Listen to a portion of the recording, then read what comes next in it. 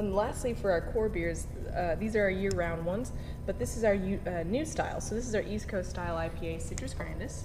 So we jumped on the ball and made this one before it got really popular, as you can see out in the market. And so this is a 5% New England East Coast style IPA. So it's very hazy, very fruity, very juicy, and we use Citra and Azacca hops. So Citra, of course, very citrusy, lemon, lime, grapefruit flavors, and then you also have your Azacca, which is heavy on that tropical fruit flavors. So mango, pineapple, passion fruit, papaya. I mean, that whole, all that aroma. And we dry hop it in the beginning of fermentation, so it really adds an extra oomph of that dry hop. Cut that out. Sorry. Keep going. And so we dry hop it in the beginning of fermentation, so it adds an extra powerful nose for it.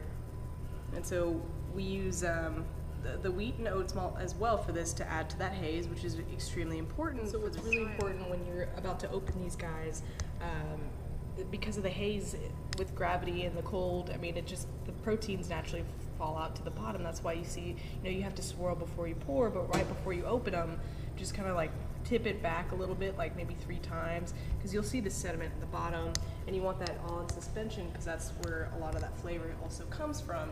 I mean, that's just kind of how it is. So I would always highly, highly, highly recommend, mixing those 2 bottles right before you open them up. But with the citrus, I mean, it's gonna kind of fall out a little bit more because of all the hops that we use during dry hopping. But we're working on getting it better,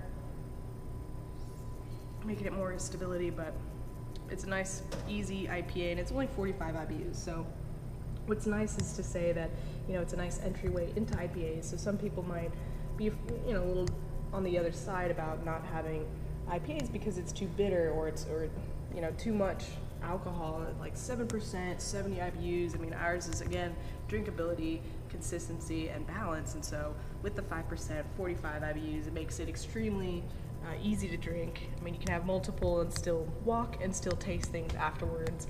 So it's a nice, easy IPA for sure.